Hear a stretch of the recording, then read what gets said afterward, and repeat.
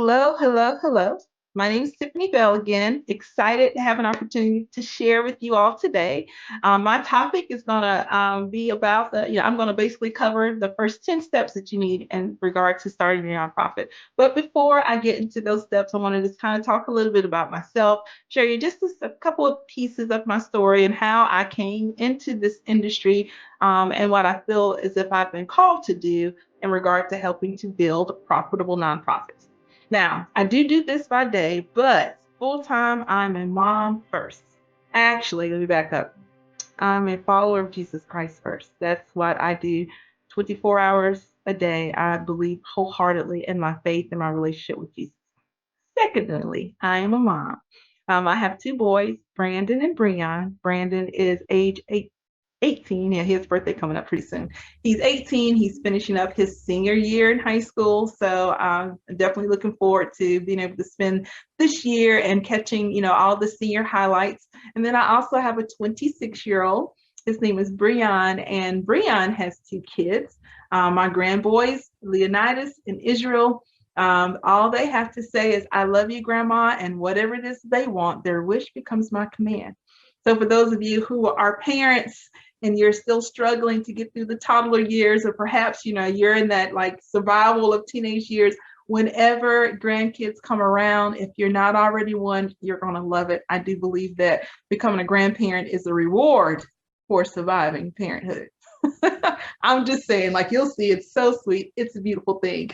But as I was saying, one of the things that I love about what I do, I love being able to help people. I love working in the nonprofit industry. I love making a difference in people's lives, whether we're doing it in nonprofit or I'm just making a difference, in the lives of my children or in my neighbors through the church that I serve in or on the many boards that I'm on.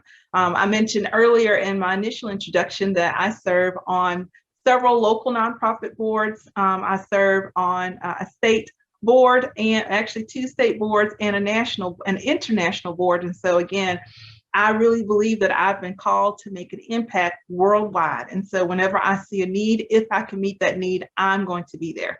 I understand that my calling in life, in period, no matter whether we're talking nonprofit, whether we're talking family, whether we're talking community, just being a friend, I know that my calling is to connect people, first of all, to God. I'm to connect people, secondarily, people to people. And then third, I'm going to connect people with resources. And again, I can do that as a mom. I can do that as a friend. I can do that as just shopping in the local Walmart. I recognize what my purpose is, and I can do that, meet that function in a variety of different ways through a variety of different organizations, through a variety of different pathways. And so I believe that we're really all called to do those same things: connect people to God, connect people to people, and connect people the resources. And I'm sure that you can agree with me when you go and you just kind of look and see where you're at. You'll see that you're functioning, in one of those three capacities at any point throughout the day. I'm from Gulfport, Mississippi. No, not true. I'm from Myrtle Beach, South Carolina, but I've been here on the coast of Gulfport, Mississippi for 21 years. As a kid, I remember learning about the history of the state of Mississippi and thinking like, oh, who would want to live there? Had no idea that I would marry my husband, who's now deceased, that I would marry him, come here to Mississippi, fall in love with the people, and then not leave.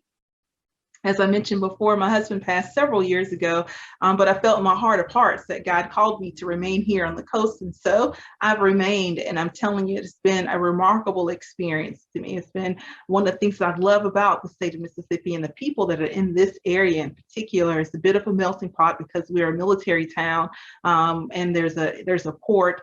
There's a lot of people. It's a tourist industry, lots of casinos as well. So we have a very very diverse group of people here, and everybody's all about supporting each other.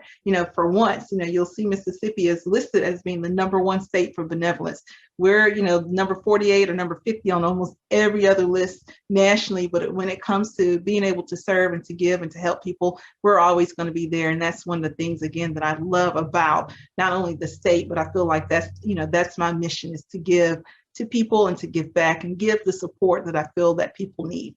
But as I mentioned before, primary thing that I want to talk about today is to help you to build your nonprofit. I want to make sure that not only through Nonprofit CEO that I can equip you, but just in our little bit of time today, I may spark something inside of you. You may be considering a nonprofit. You may, be in the for-profit industry. Perhaps you have a story yourself, just growing up and seeing a lot of the social injustice that's going on now, and just feeling your heart, that you could make a difference. And so you can make a difference by going out and volunteering with another nonprofit, or consider starting a nonprofit of your own. Or perhaps you are that nonprofit leader who's been in the nonprofit industry for a minute now, but you're having difficulty getting your nonprofit off the ground. Perhaps you've started the paperwork, and that's it, but, actually getting, off of your feet, getting that board of directors together and engaged, making sure that you're tailoring your message properly so that people are aware of who you are, the impact that you want to make, and then potentially ways for them to partner with you. Perhaps you're having difficulty with that. Again, that's another big part of this, of the Nonprofit CEO Summit. We want to equip you with all of that. But for now, with this presentation, I really want to focus in for new profit startups, the things that you need to keep in mind, the steps that you really need to take, and then, of course, connecting you with resources that can help you do that. So with that, I'm going to turn on my PowerPoint. For anybody that knows me personally, I am technically challenged, so you'll have to bear with me a little bit here, but hopefully I can get this part up and going, and we have a pretty good talk together, okay? All right, so give me one moment. I want to share my screen with you all. All right, there we go. Sharing. And let's start the slideshow from the beginning. There we go. Nonprofit CEO, get ready to impact the world with your nonprofit. As I said previously, you may already have started your nonprofit, but you've just done, just the very basics here at the beginning, or you are like just kind of contemplating, hey, I have this great idea. I'm not real sure what my first steps are. Prayerfully, by the end of this presentation, you will have taken really great notes, and that you're ready to actually get it going, right? Right. So in my mind, part of what makes nonprofits go is having, a clear vision, and having that clear vision, then there's putting the plan together and actually stepping out and doing the thing, right? I engage with individuals on a regular basis that, again, have that idea, but they're very cautious in taking their first steps. And that part of what I hope to accomplish with this is that you would indeed take your next steps and not feel hesitant at all. Part of why I'm in the nonprofit industry is because I want to make a difference. And I'm sure that you feel the same way. You want to make a difference. But now, especially with COVID, there's lots of opportunities out there. At what point are you going to start and actually make time to make the change? What's holding you back? Why have you not taken those steps forward? Right now, you have before you, between the speakers and the resources that we have available for you inside of the virtual booth, virtual expo area, there is tons of resources, quite a number of things that are absolutely no charge. And most of us do free consulting for nonprofits at any rate. So there is no reason why you cannot get up and get started. This is the time. This is the time. Do not miss out on this opportunity. This is the time. Okay, so with Nonprofit CEO, what our goal is to educate you. We want to make sure that we can advise you and train you up so that your nonprofit becomes profitable. Again, a little bit about myself. I've worked previously for a pregnancy resource center as their executive director for the past 8 years. And when I first came to Resource Center, we had about $7,000 in the bank. At that time, it took $7,000 just to run it for a month's time, right? And so that means 30 days out, the Women's Resource Center could have closed at any point. And so I am very familiar with the scare of feeling as if, you don't have the money, you don't have the resources, you're stretched on your time. There's just a whole lot that needs to happen. And so because of that, I want to equip you as a leader to have all that you need in order to make your nonprofit profitable. And again, that's a big part of what this summit is all about. It's all about helping you and equipping you to get your needs taken care of. We also help with volunteer recruitment and community partnerships. And so the big part in accomplishing both of those goals is really going to be based upon your messaging. Whether we're talking your messaging when it comes to face-to-face interaction, or we're talking messaging when it comes to your social media presence, your emails that go out, all of that stuff builds your community events. All of that builds so that people are aware of who you are more aware of who you are and what your goals are, what your mission is, so that they can see how they potentially can connect with you. And so, that's the biggest thing, I think, is your messaging. Your messaging is key for also when it comes to donors. Is creating an effective fundraising strategy, especially now with the onset of COVID. You're here now at a virtual event, but hey, how many people have come to an event like this for several days prior to COVID? I'm not saying that, webinars and things of this nature were not effective. They were definitely widespread and they've been around for many, many years. But to be able to attend a 3 to 5 day conference at no cost for an extensive amount of time now, because of COVID, we're more acclimated, per se, to put the time aside to really engage in these type of learning strategies. And so again, with Nonprofit CEO, our goal again is to equip you with ways to be able to engage with your community and create a plan, a long-term plan, so that again you can build, financially, so that you can build with your volunteers, your team members, so that you can build, in regard to your community. So again, you have what you need in order to be to have a more impactful nonprofit. Board engagement. Almost all nonprofits have an issue with board engagement from time to time. We want to make sure that you have people on your team who are sincere with the mission and who actually have the time. Some people join a board, unfortunately, because their goal is really to be able to check a dot off. It's like be able to add something that's to their resume. Part of what we would help you do through Nonprofit CEO is to, how to ask the right questions so that you do not have that as an issue. So Nonprofit CEO, again, we offer a variety of services, and these are all things that I want to make sure that you're able to leave with here during the summit. So now it's time. We're going to get started with your nonprofit, right? What are my first steps, Tiffany? You're asking. Here we go.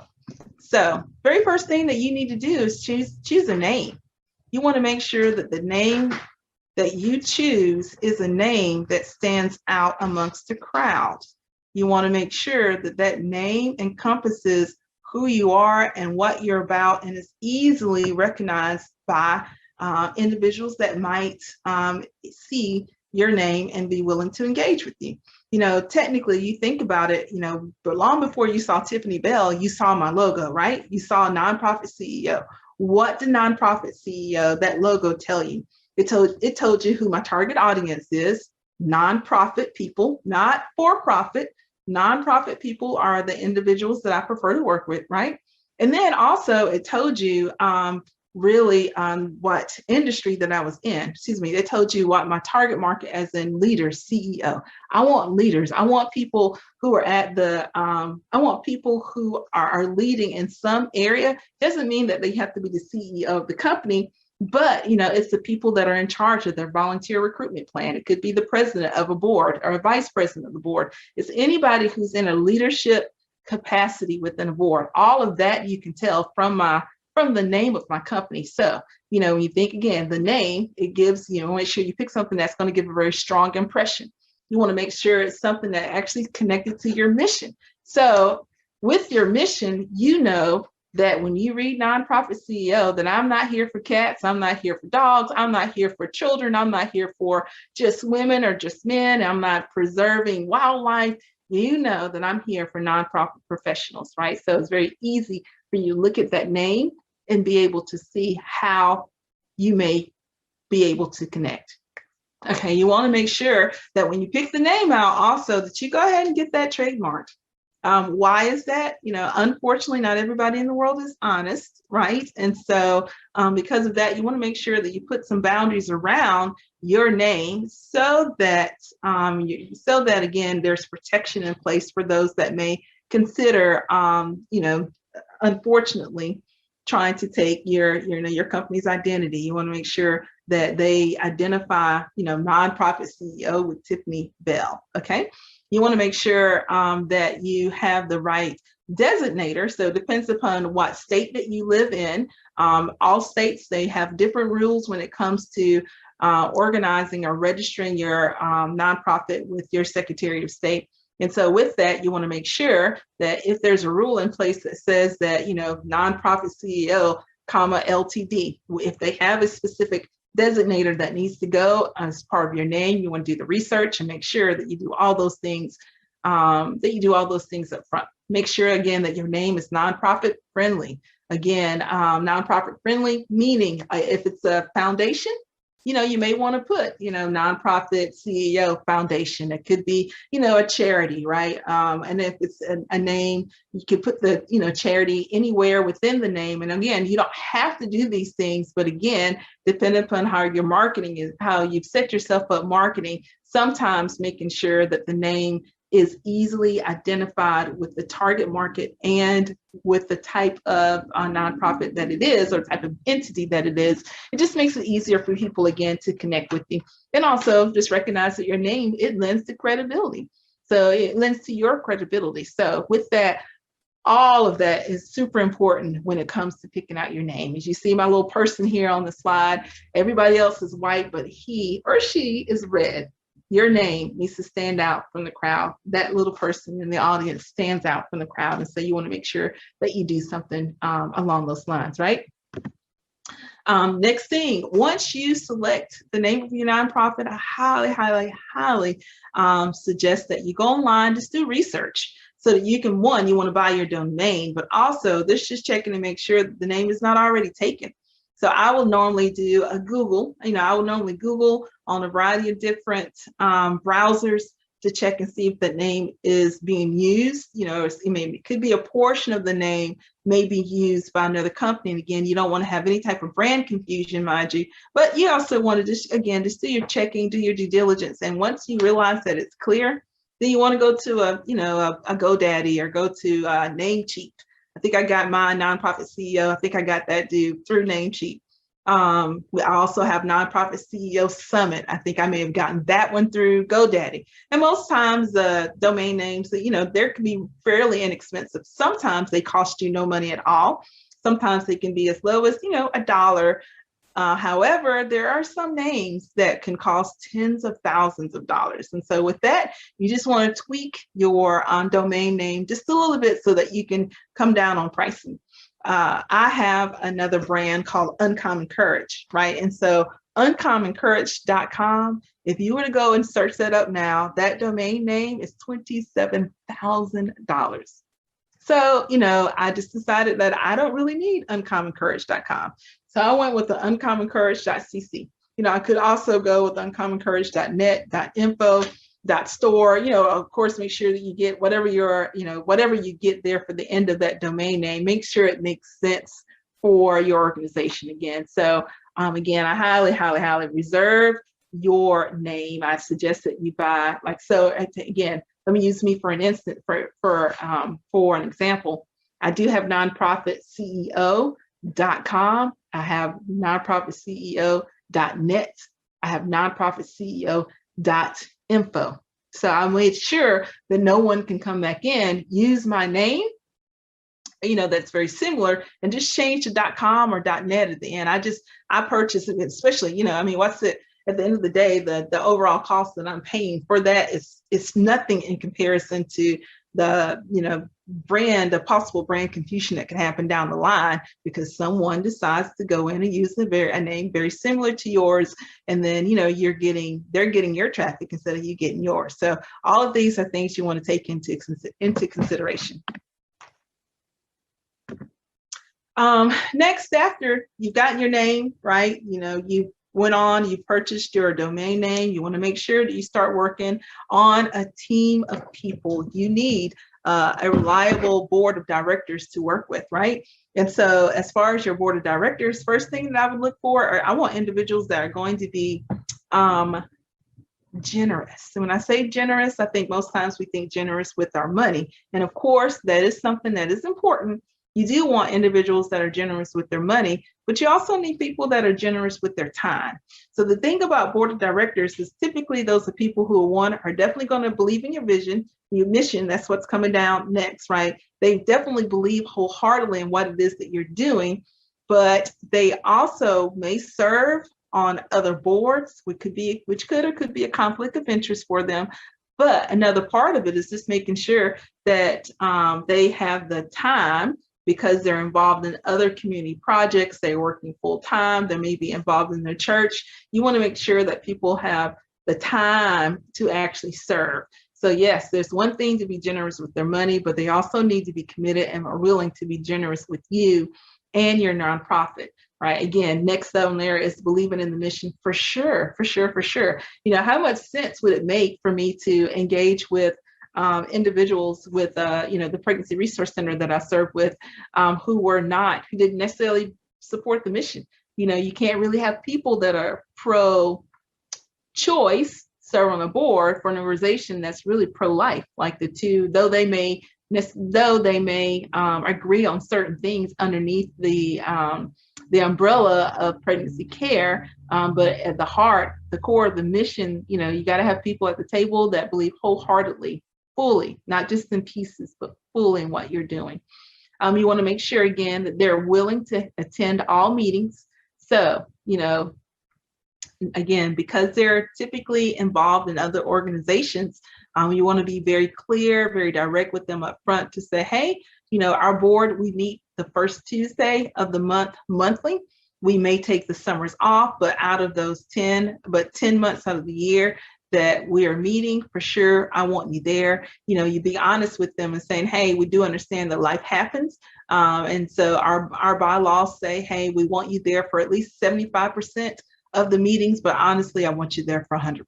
And it's quite okay that you communicate that with them, because typically, again, if they really care about the mission, they want to be there 100% of the time as well. So you want to make sure that whoever you select on your team, again, that these are people who are just all in. I would not get individuals that are friends and family members.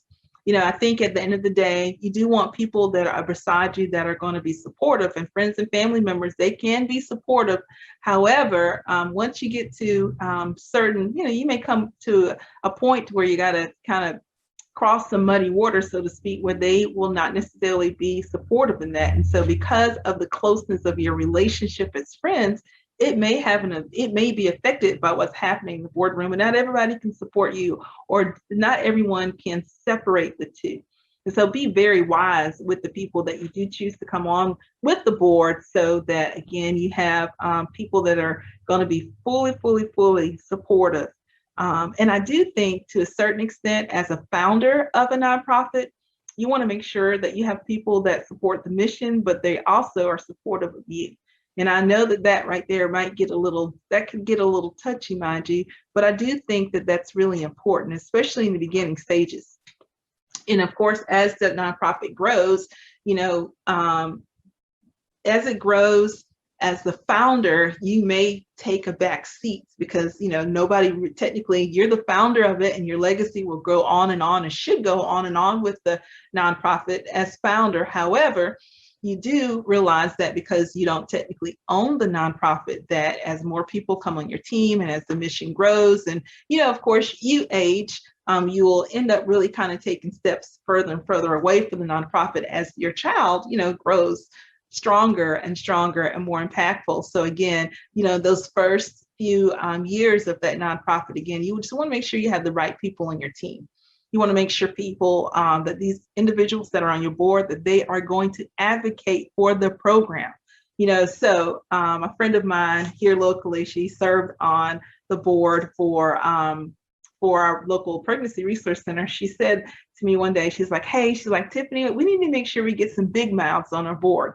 And her way of describing someone with a big mouth, it wasn't meant at all to be derogatory, but it's those people who are very passionate about whatever it is that they're involved in. They don't mind screaming to the rooftops that something is going on, and they can give, again, the credibility to your organization that you need, but they're willing to share their platform with, their platform, your mission with their platform, so to speak. So again, you want to have people who are not necessarily just shy and reserved. You do need the accountants, mind you. They don't mind doing all the legwork, numbers wise, in the background, and they're not likely to go out and do a lot of networking. But you need to make sure that you do have people on your board who are networkers, who are into marketing, who have a voice in the community and are willing to voice your mission out as well. Now, the last point that I have here, I put willing to clean toilets. What do I mean by that? Again, you don't want people on your board that are there simply to fill a position.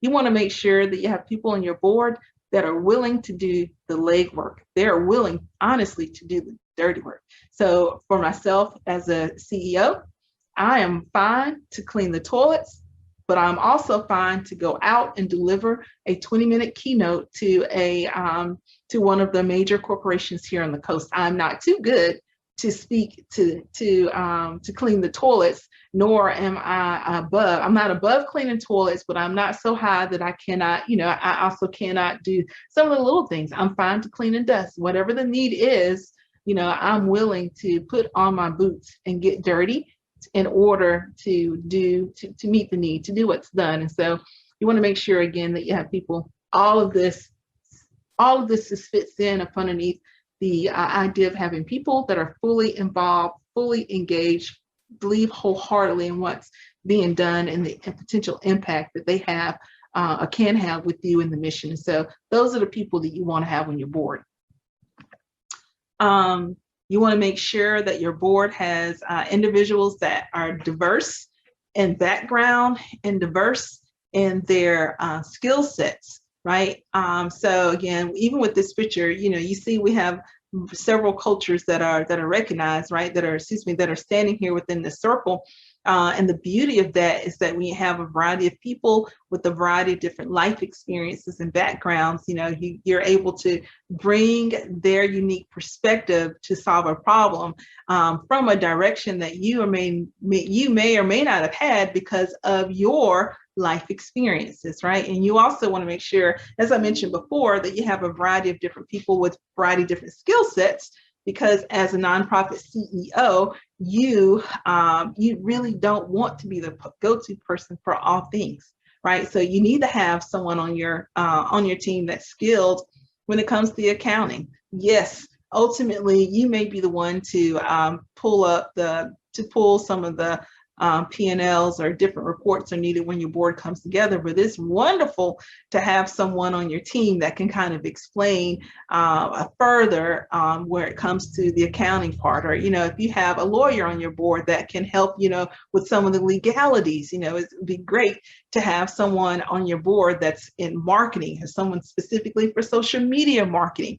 Again, all of these skills, like an event planner, if your nonprofit is really definitely highly visible in the community, you want to make sure someone who can help with these larger events or even the smaller events. But again, you have a variety of people with a variety of backgrounds, and especially as it comes to being able to make connections in the community when it comes to impact. So if you are a nonprofit that services, let's say military spouses, then of course you want to make sure that you have both male and female individuals on your board, right? Because military spouses, some are male, some are female, right? And they may or may not have a job in the community, but again, you're all about helping them to connect with the community. So they need a face that's going to be familiar to them, right? You'd probably want to have someone who is familiar someone who's actually military, I would get an enlisted and a non-enlisted individual, both male and female, on that board, again, because, when it comes to the spouses that they're serving, again, you want to make sure that you have people that they can easily recognize and connect to with ease. You also want to make sure, as far as ethnicity, that that you have, the military has a variety of different ethnicities that it represents. So again, your board needs to reflect that, right? So we have, you want to make sure, again, varied skill sets, varied life experiences, varied ethnicity backgrounds, you just want the more diverse you have, the more diversity that you have in all these areas, I feel as if the broader your reach can be, because of the potential that they have to bring to your team. So volunteer recruitment. So that's the next thing you need to start. Again, though, board members are technically a part of your volunteer recruitment, but you also need those people that are like within the organization that are coming in each day and actually making contact with your clients. So again, I'm just going to use the Pregnancy Resource Center as an example, because that's the most, that's my most recent individual, most recent nonprofit that I've worked with. Day to day, we had volunteers that helped with our fundraising. We had volunteers that helped with our community programs. We had volunteers that helped with our special events. We had volunteers that helped with our churches. And so volunteer recruitment is going to be key, because again, as CEO, you don't want to be responsible for having to do all of the many tasks that need to be done. As donations are coming in, let's say you do a yard sale, people are bringing in donations in for that yard sale. You have the yard sale, the funding that comes in from the yard sale goes to, fund whatever program you have going on. However, whether we're doing large events or small events, you're going to need people that can help with that. So volunteer recruitment is key. You want to have people who are willing to give their time, right? And so volunteers, again, if they connect well to your mission, especially when you have retirees, a lot of those retirees are looking for something to do. Or perhaps it could be a summer, where teachers want to be involved with the community when school is out during the summertime. They may not want to give, people don't necessarily want to come in every day to volunteer, but a lot of people are willing to give 4 hours or so a week towards the mission that they're really important, that they're really connected to. So volunteer recruitment is something that you definitely want to do. So again, when you have volunteers come in, they're able to share their ideas, and they're able to share their values. They're able to share their life experience. The same thing that I said when it comes to your board of directors, you have these 2 teams of people coming together underneath the one umbrella of being able to solve whatever that issue is, whatever that community impact that you guys are able to make. Bringing all these people together, you are able to make a huge difference. And so again, getting your name together, getting your board together, getting your volunteers together, awesome. You're building, and I guarantee you're going to make a difference when the time comes. So did you guys know this? Like, I did a little bit of research. This is several months back. I had no idea the number of volunteer hours. And this is from a study done back in 2018. 78 million volunteers, people that volunteer just within the United States. 78 million. That's 1.67 billion volunteer hours. So again, I'm telling you, people are willing to give back. People really are willing to give back, but what they need is to hear that you're there. They need you. They need to know not only that they're there, that's the starting, but also making sure that as you tailor your messaging, that they know how to connect with you.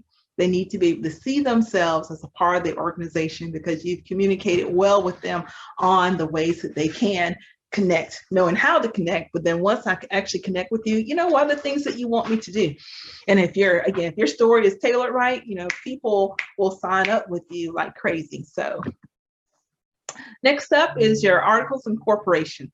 And so your articles of incorporation, that you'll have to submit those to your Secretary of State. And basically with those, that's just a series of it's a form that kind of outlines certain things that are particular to your nonprofit that the Secretary of State requires in order for you to be a nonprofit.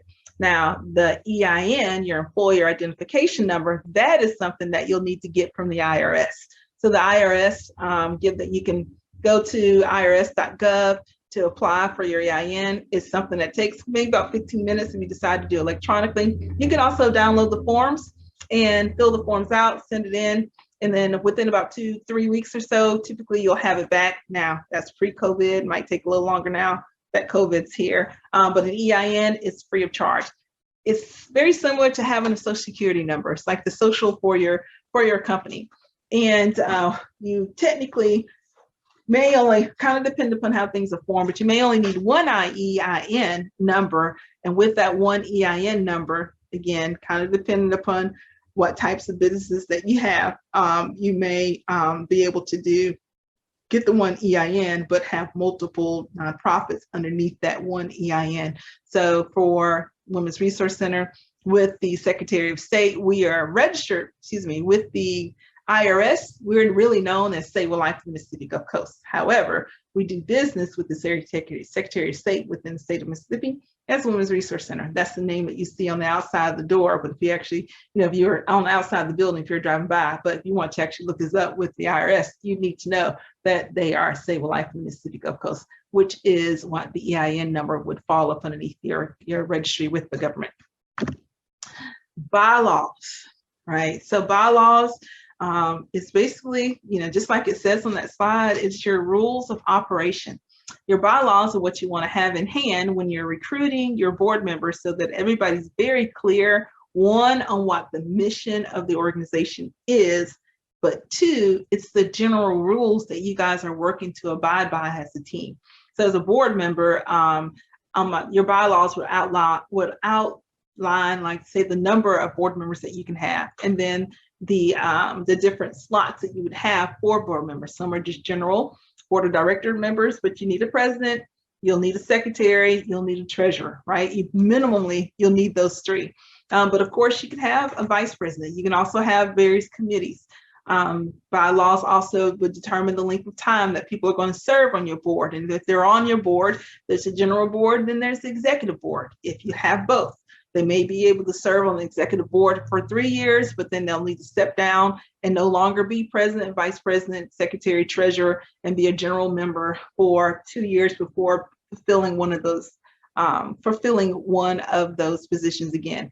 Remember, I mentioned earlier, you may say 75% of the 75% of the board meetings that you have annually, you need to be present for as a board member. Again, those are the things that are going to be outlined in your bylaws. And some bylaws are vague, some are very specific. I encourage nonprofits to find a happy medium.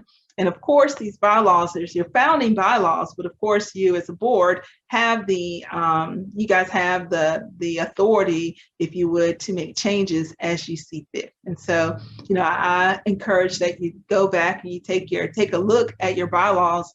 Minimally annually would be great, but of course, sometimes, 2 to 3 years, you may have to go back, take a look. If you don't take a look at them once a year, go back minimally every 2 or 3 years, and you'll see that there may be things in there that need to be updated. Again, as your board grows, you may see, not as your board grows, but as your organization grows, you may see a need for different things to be done differently than what you originally set out to do. And so with that, again, you want to have the freedom to make the adjustments that are needed. As your organization grows, you want your rules, your policies, your procedures, your bylaws to be adjustable, so that there's no stagnation of growth. What's up next? So then you got all these things in place. You want to have your first board meeting. Yes.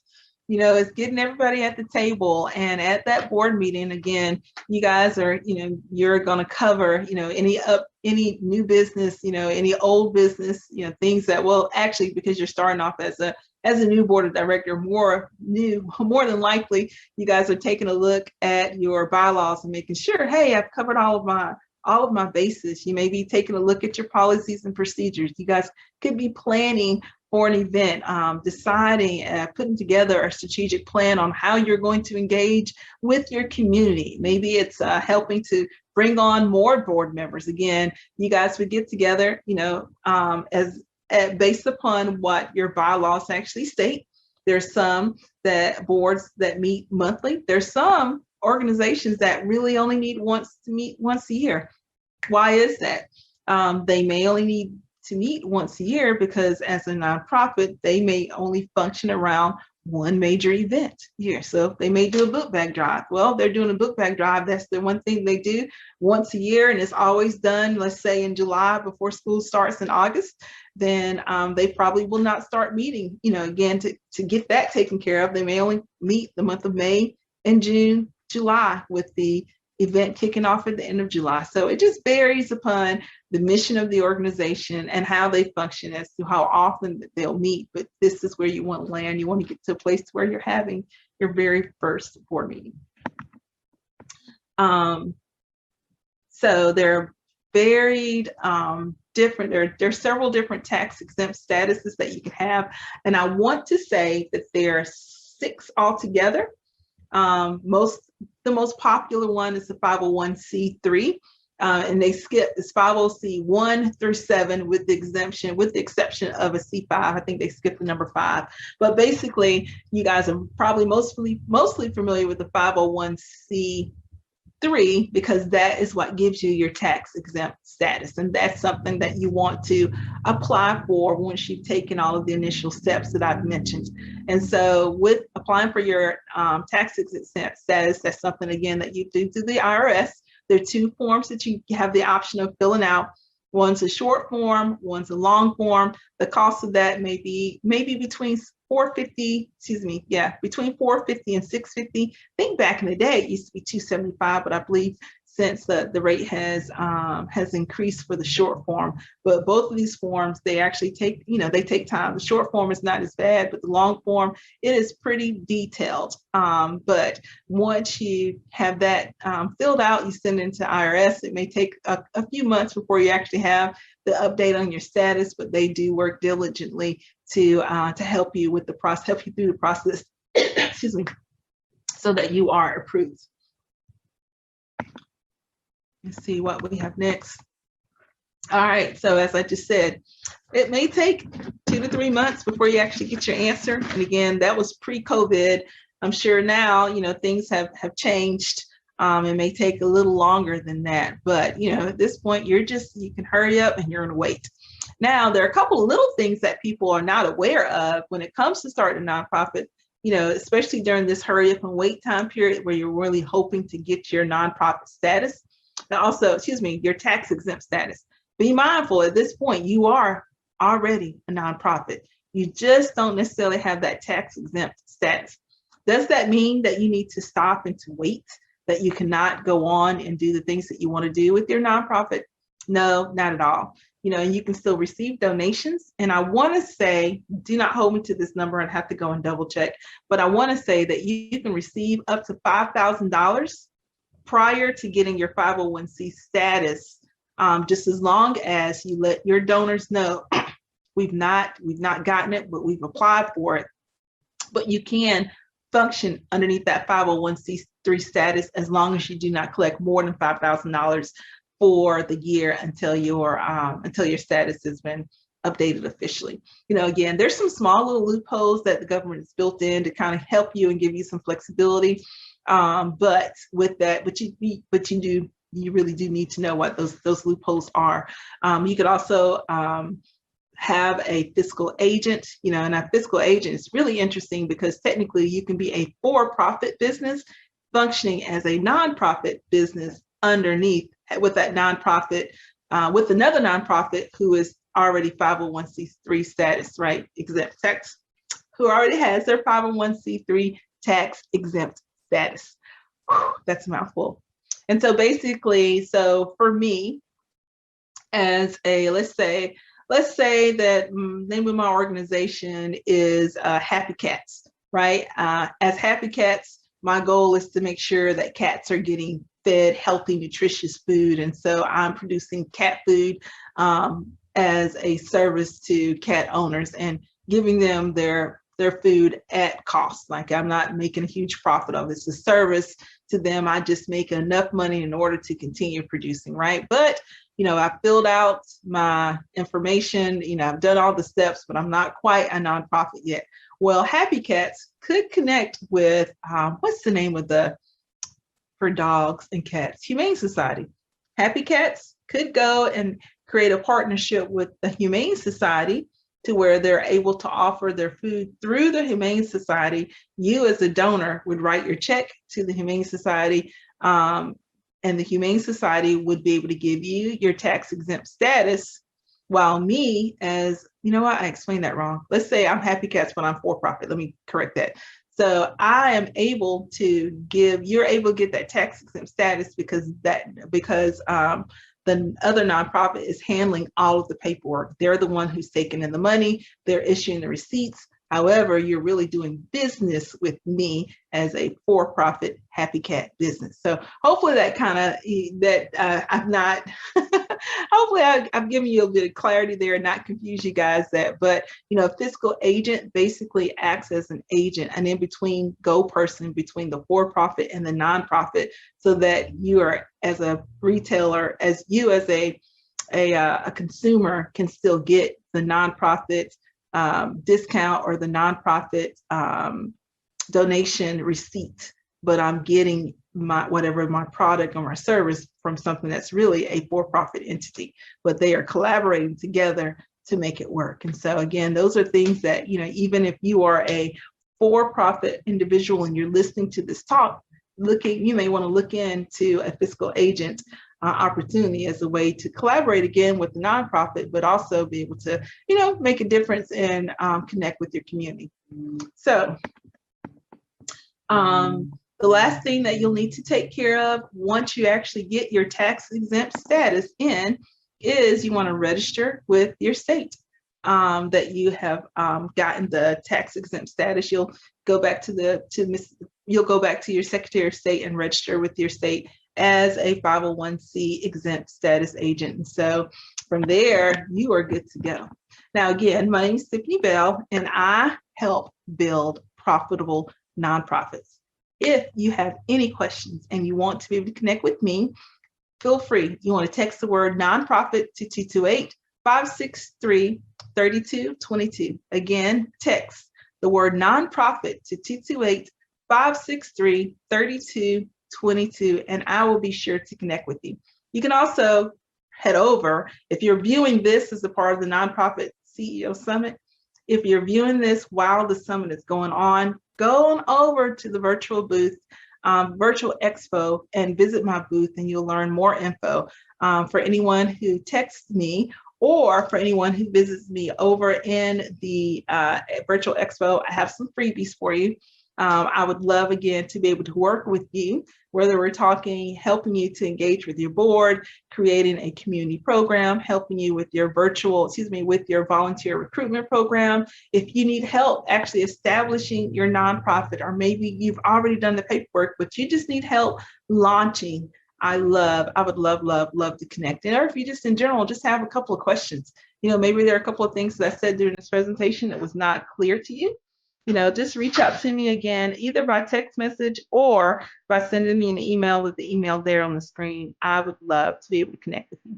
Be sure to follow Nonprofit CEO on Facebook, Instagram, and Twitter. Alrighty, ladies and gentlemen, it has been a real pleasure connecting with you.